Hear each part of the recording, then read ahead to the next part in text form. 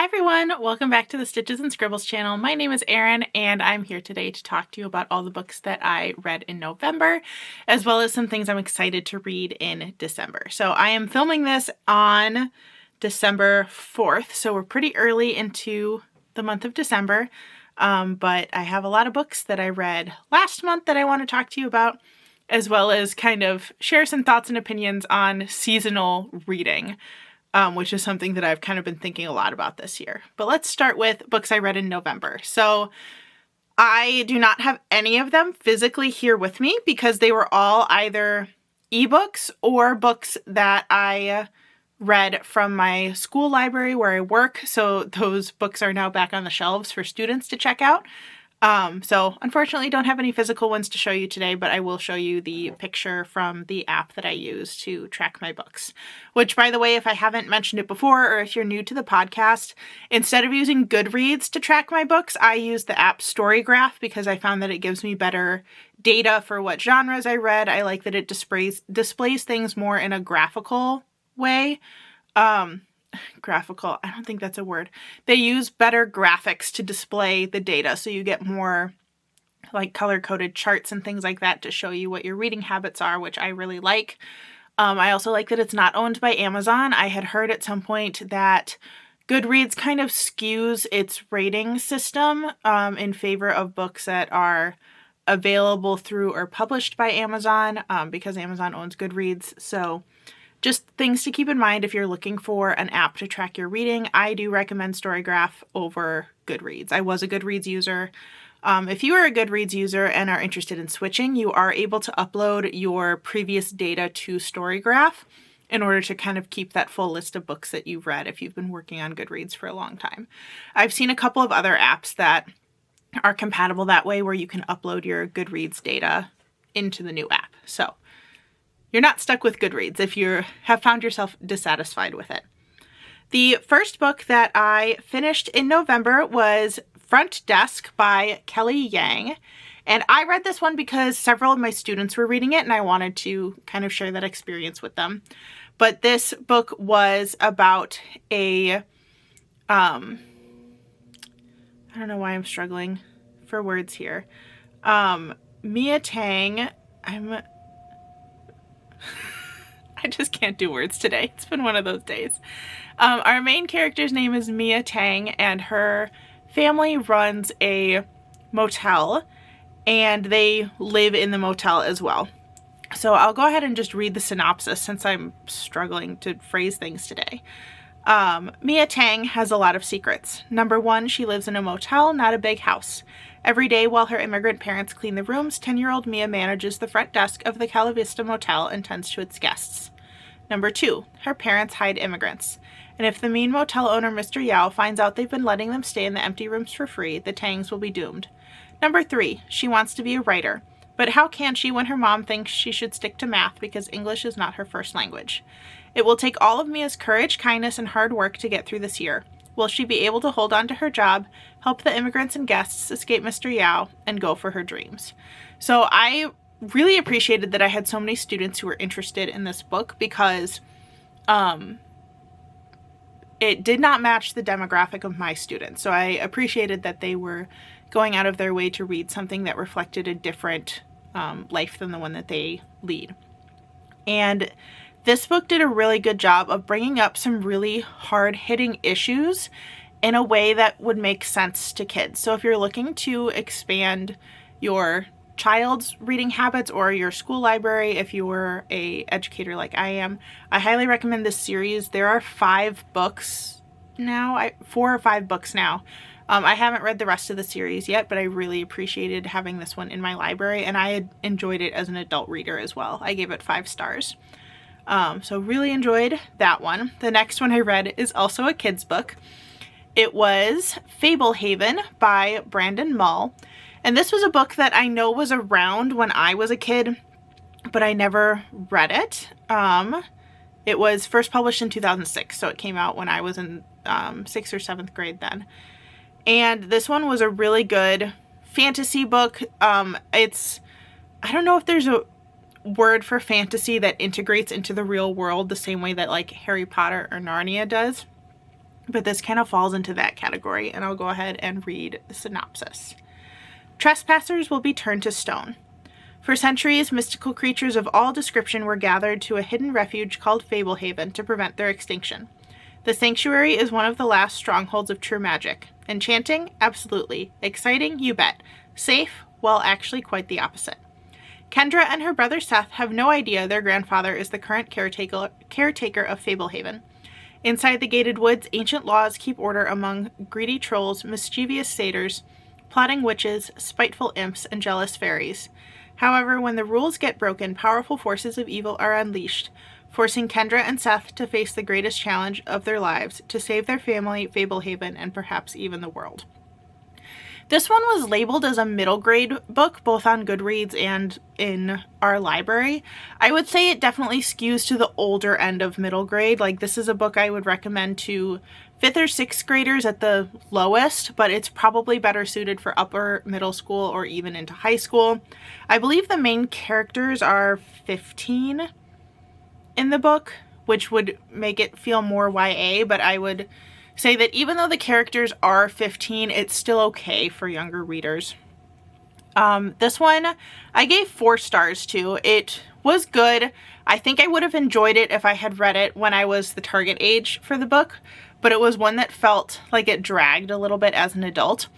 I will say that I am someone who loved the Spiderwick Chronicles as a kid. I read those probably in elementary school and maybe into middle school. And those are very short books. So if you have a kid or a student who really likes the Spiderwick Chronicles and kind of like creepy fantasy, this is a good fit for them if they're looking for something more challenging. This also has a fairly long series. I think it's at least 4 books, if not 5. I'm clicking on the series now to see if I can get more. Looks like there are 5 books and maybe like a couple of spin-off type things. So still recommend it, especially if you have a young person in your life who's looking to tackle a bigger series. This would definitely fit the bill for that. The next one I read is not a book that's in the kids' library. I read the first book in the Lady Janie series by Jodi Meadows, Brody Ashton, and Cynthia Hand, called My Lady Jane. I read this because I watched the Netflix show and was sad that it was canceled, but also like wasn't entirely happy with the Netflix show. Like, there were some scenes they could have done without. I think they played up the romance aspect a little bit too much. However, I really enjoyed the book. I gave the book 5 stars. If you haven't seen this on Amazon Prime yet, they adapted it from this book, and the series is the same title. Again, struggling with the words today. Here's the description of the book. In My Lady Jane, co-authors Cynthia Hand, Brody Ashton, and Jodi Meadows have created a one-of-a-kind YA fantasy in the tradition of The Princess Bride, featuring a reluctant king, an even more reluctant queen, a noble steed, and only a passing resemblance to actual history, because sometimes history needs a little help. At 16, Lady Jane Grey is about to be married off to a stranger and caught up in a conspiracy to rob her cousin, King Edward, of his throne. But those trifling problems aren't for Jane to worry about. Jane gets to be Queen of England. Like, that could go wrong. That's all we get in the description. So, if you're not familiar with it, the authors of this book have taken the historical event of King Edward dying and Lady Jane Grey being made queen as his successor. In reality, Lady Jane Grey was only queen for 9 days before she was beheaded.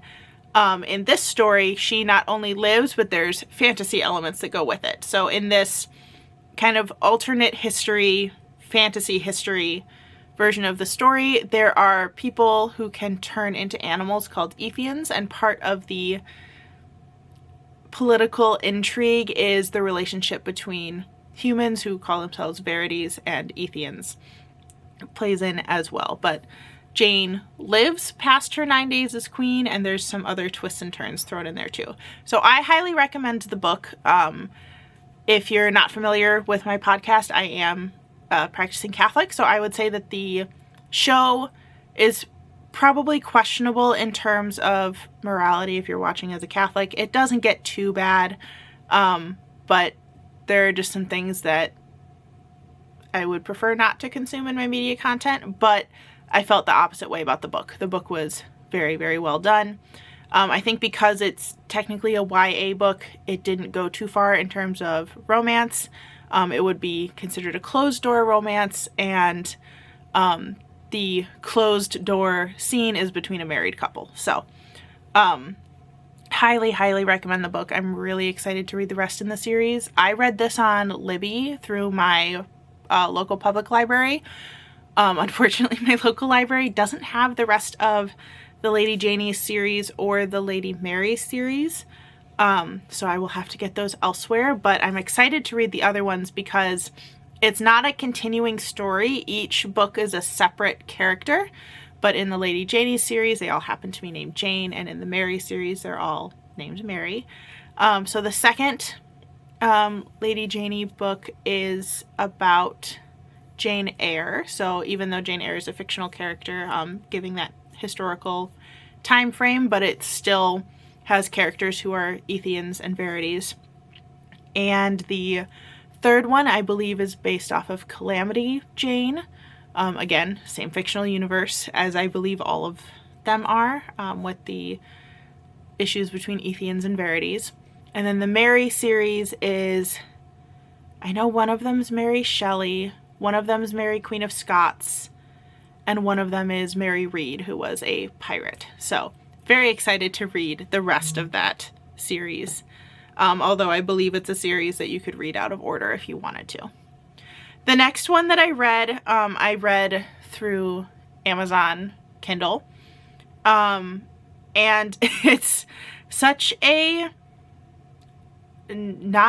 it's a book that is not well known enough, so it doesn't even have an image on Storygraph, but it was called A Truthful Man by Hilary Walker. One of the things I wanted to try to start doing was to read more Catholic books. I attend adoration with my mom, and usually my go-to form of prayer during adoration is to read. So I've tried to go back and forth between Catholic nonfiction books that are seasonally appropriate or have to do with adoration, or Catholic fiction that highly focuses on Catholic social issues, which this definitely fell into that category.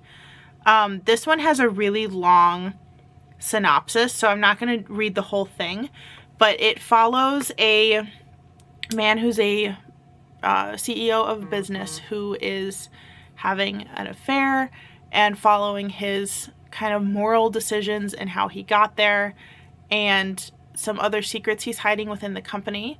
And then it also follows Father James, who is a priest who's preaching very traditional Catholic values and ends up being removed from his position by the local bishop, which is something that does happen in real life, where priests are labeled as too conservative or adhering too much to traditional values within the church.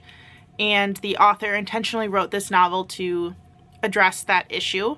But the way these two characters connect is that Mark, the CEO, decides to finally attend confession at the request of his wife, and Father James is his the priest that he's making the confession to. So their stories end up being kind of intertwined through that moment of meeting again because they knew each other in, I believe it's college.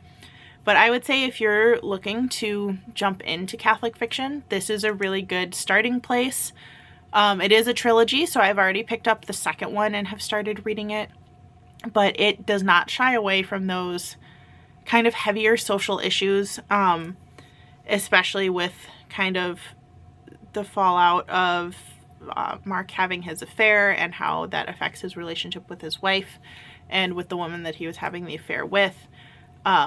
So I would give you a cautionary warning reading it in that it does hit on some very heavy issues, but I found the resolution of the story to be both realistic and kind of gave me a sense of calm as the reader, especially the way that it addresses going to confession. So if this is something you're interested in, I realize that this is probably not a majority of my viewers, but I highly recommend it if you are Catholic or are looking to explore Catholic faith and values. I think fiction is a great way to do that. I wish that there was more Catholic fiction available, so that's something that I'm going to be working towards looking for in the future. The next book that I read as an audiobook. So I listened to this on Audible. This was The Spell Shop by Sarah Beth Durst. It is now labeled as book 1 in a series because I believe the second one is coming out sometime in 2025. This was a really lighthearted adult fantasy. I loved this book. It felt very cozy. It was a good balance of very small problems set against a very cozy background. So nothing in it felt too traumatic, I guess. I find sometimes that fantasy, it's very like war centered, and this was not that at all, despite the fact that there is a political conflict kind of going on in the background. But this book felt very cozy. It basically felt like a Hallmark movie set in a fantasy universe. So I recommend this one. I gave it 5 stars. I've been forgetting to do the star ratings. I think all of the ones I've talked about except for Fablehaven today have been 5 stars, and Fablehaven was 4. But here's the synopsis of The Spell Shop. Join Keela the librarian and her assistant Kaz, the sentient spider plant, as they navigate the low-stakes market of illegal spellmaking and the high-risk business of starting over. Keela has always had trouble dealing with people. Thankfully, as a librarian at the Great Library of Elysium, she hasn't had to. She and her assistant Kaz, a magically sentient spider plant, have spent the last 11 years sequestered among the Empire's most precious spellbooks, reserving their magic for the city's elite. But when a revolution begins and the library goes up in flames, she and Kaz save as many books as they can carry and flee to a faraway island Keela was sure she'd never return to, her childhood home. Keela hopes to lay low in her overgrown and rundown cottage her late parents left her and figure out a way to survive without drawing attention of either the Empire or the revolutionaries. Much to her dismay, in addition to a nosy and very handsome neighbor, she finds the town neglected and in a state of disrepair. And the synopsis goes on for another 2 paragraphs, but I think you get the idea from that one. So it was a very cozy read. A lot of fantasy elements, but felt more like watching a Hallmark movie. I do also recommend the audiobook version for this one if you are looking for something cozy to listen to. I think it was a delightful audiobook read. The next book I read, I'm laughing because this is so outside of what I usually read. I will give this the preface of I only picked this book because it was in a no-wait list on Libby. But I ended up learning a lot, so I feel kind of conflicted about it. But I ended up checking out from Libby Abraham Lincoln Vampire Hunter. Totally not my thing. I don't do vampire books. I don't really do history books. My Lady Jane was a kind of rare one for me. I don't do historical fiction very often. But I both enjoyed this one and felt bogged down by this one. So I did not realize this is the same author who did Pride and Prejudice and Zombies, and I think he has a couple other books in that style, where he takes a piece of literature or historical document and inserts kind of the fantasy elements amongst real information. So it did include a lot of accurate information about Lincoln's life. It was just interspersed with random stuff about vampires. So I do feel like I learned a lot of history from this, and history that I wouldn't have read otherwise. You just gotta kind of think around the vampire subplot, if you will.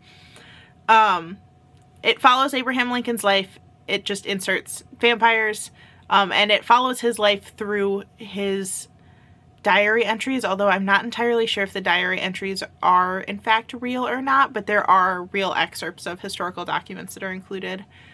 I don't want to give too much else away. I will say that there are a lot of other historical characters that make appearances, whether they are vampires or not, but it was definitely interesting. I would say I liked the concept, but this book in particular was not a good fit for me. I don't think I would. There's a sequel that I don't think I'm interested in picking up. I could be persuaded to read Pride and Prejudice and Zombies, but I'm not there yet. I think I need a break from this. I'd like to go back to my Lady Janie's series first. And actually, I finished that book in December because I just finished it a couple days ago. So I guess that's it for November. I was about to just keep going, but I have a couple books I finished in December already, and that was one of them. So you technically got a sneak peek of what I read in December. I do have a couple books that I picked up from little libraries that I thought I'd share with you as well. There's not as many this month compared to what I usually end up pulling, but I did find a couple of books that I'm excited to read. The first one is Everyone in My Family Has Killed Someone. Fantastic title. On the back it says, everyone in my family has killed someone. Some of us, the high achievers, have killed more than once. I'm not trying to be dramatic, but it is the truth. Some of us are good, others are bad, some are just unfortunate. Have I killed someone? Yes, I have. Who was it? Let's get started.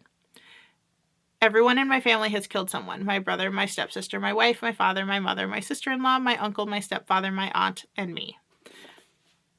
That's all we get for the synopsis. So I'm excited to try this one. I like a good murder mystery or thriller with a humor twist to it, which this feels like it's going to be kind of that style. I'll just have to see. But it looked pretty funny. I saw it on a couple of book lists that I follow, so I'm intrigued. The next one I picked up was The Vacationers by Emma Straub. I don't actually remember why I grabbed this one, other than I know I've seen it on a couple of book talk accounts and maybe in some articles and things. But the back says, for the posts, a 2-week trip to the Balearic Island of Majorca, I probably said that word incorrectly, with their extended family and friends is a celebration. Franny and Jim are observing their 35th wedding anniversary, and their daughter Sylvia has graduated from high school. The sunlit island, its mountains and beaches, its tapas and tennis courts also promise an escape from the tension simmering at home in Manhattan. But all does not go according to plan. Over the course of the vacation, secrets come to light, old and new humiliations are experienced, childhood rivalries resurface, and ancient wounds are exacerbated. This is a story of the sides of ourselves that we choose to show and those we try to conceal, of the ways we tear each other down and build each other up again, and the bonds that ultimately hold us together. So it looks, even though it says things about, like, family secrets, it looks more of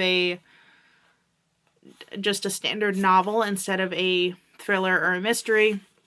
And I think I've mentioned a couple times before that I have recently discovered I like vacation mysteries, and I think maybe that synopsis on the back made me think of that, even though this is more of like an emotional novel than it is truly a mystery. But family secrets at a vacation spot sounds pretty good as well. The last one I picked up this month is Romantic Comedy by Curtis Sittenfeld. Someone in my neighborhood does Book of the Month, and I think hates every single book that they get from it, because without fail, in every little library, or in one specific little library in my neighborhood, there's always a Book of the Month book in there. So I don't know who's paying for Book of the Month and not keeping any of their books, but I have picked up a fair number of them. This one, the synopsis says, Sally Mills is a sketch writer for The Night Owls, a late-night live comedy show that airs every Saturday. With a couple of heartbreaks under her belt, she's long abandoned the search for love, settling instead for the occasional hookup, career success, and a close relationship with her stepfather to round out a satisfying life. But when Sally's friend and fellow writer Danny Horst begins dating Annabelle, a glamorous actress who guest hosted the show, he joins the not-so-exclusive group of talented but average-looking and even dorky men at the show, and society at large, who've gotten romantically involved with incredibly beautiful and accomplished women. Sally channels her annoyance into a sketch called the Danny Horst Rule, poking fun at this phenomenon while underscoring how unlikely it is that the reverse would ever happen for a woman. Enter Noah Rooster, a pop music sensation with a reputation for dating models, who signed on as both host and musical guest for this week's show. Dazzled by his charms, Sally hits it off with Noah instantly, and they collaborate on one sketch after another. She begins to wonder if there might actually be sparks flying. But this isn't a romantic comedy. It's real life. And in real life, someone like him would never date someone like her, right? So I picked this one, even though I'm pretty picky about the romance novels I choose. I tend to like ones that have an interesting career background. So sketch writer for a comedy show definitely fit that. And I also kind of liked the social issue that it's poking at of how we view attractiveness about men versus women. I don't know if this is one I'm 100% going to like, but because it was basically a brand new copy, I decided to give it a try. Again, speaking as a practicing Catholic, this is one that makes me a little hesitant, but I'm willing to give it a try and see how it goes. So that's it for books that I picked out this month. I want to talk a little bit about seasonal reading because it was something that I was thinking about for a lot of the year, of saving all of my Christmas and winter books for December. But now that I've gotten here, I think I saved too many. So I would love to know in the comments if you also do this, but I kind of try to sort my books by season. So if it has a really clear seasonal setting, regardless of what that season it is, I'll put it aside in that season's category. But I also kind of have subcategories that just feel like they should be in that season. So I generally save like kind of emotional or like coming of age novels for spring, just because that feels like renewal and stuff like that. But that's really the only subcategory for spring, other than like generally books that have flowers on the front. I tend to save for spring as well. For summer, I definitely gravitate more in the direction of romance books, lighthearted things, but also those like vacation thrillers that I've talked about before. Anything with like a fun tropical setting. I also last year kind of lucked out with a couple of really good horror novels that had a seaside or underwater setting. And those go in my summer category. Also, anything fantasy that involves mermaids or ships goes in the summer category. Summer's very like water and vacation themed. And then other random lighthearted stuff. For fall, I do a lot of mysteries, a lot of thrillers, any like kind of cozy fall romances. I have one that I meant to read this past fall that has to do with an apple cider farm, or not farm, an orchard that makes apple cider. So that's definitely like a fall book. But that's generally when I read the most like scary books. I used to read almost exclusively scary books, but I have more variety in my reading taste now. And then winter, I save any thrillers with a winter setting, Christmassy books, and just generally anything that feels kind of reflective and drawn in. Sometimes I'll save a vacation mystery or two if it takes place during winter but still in a warm climate, just to like break things up a little bit. But I have the most trouble with books that are like just novels that are just fiction. They don't have a subcategory and don't have a clear season. So like romantic comedy, that could happen anytime. I'm referring to the book romantic comedy, not just the term romantic comedy. But I found that for this season, I had saved so many Christmas books that now that I've gotten to December, I kind of don't want to read any of them. It's like I waited too long. So I've got a couple that I think I'm still going to try to get through. I managed to find a horror retelling of The Nutcracker that I was really, really excited about. But I think and I know I just said it was a horror book, but I think it's heavier than what I was expecting. So that one kind of put me off a little bit, but I do think I still want to finish it. And then I'm currently reading a middle grade novel called Kringle that I'm reading mostly to see if I want to like do a first chapter read aloud for my older students. And yeah, I have a couple of others that are wintry or Christmassy, but I don't know if I'm going to get to them. I'm just going to try to coast through the end of the year and read as much as I can, but do it in a way that doesn't feel overwhelming. My original goal for number of books read in 2024 was 60. I'm now way past that, so I am working towards 100, and I'm currently at 94. So I think I have a pretty good chance of success at making it to 100 books, but wish me luck. Hopefully I can get through some of my stack of physical books, because I clearly did not touch my physical TBR in November. I only read library books and digital books. So I gotta start making my way through the stack because there's way too many. It has overtaken the corner of the living room where I keep my reading chair and my books to read. So I'll have to get on that over winter break. Thank you so much for watching. If you enjoyed what you saw today, make sure you hit subscribe down below so you can see all my videos here on YouTube. I usually do mostly crafty things, but I occasionally will do sit down podcasts like this or things that are reading related instead of just crafts. So if you enjoy that, make sure you hit the subscribe button. And if you want to follow me on other social media sites, that information is in the description box below. Thanks again so much for watching, and I'll see you in the next one. Bye, everyone.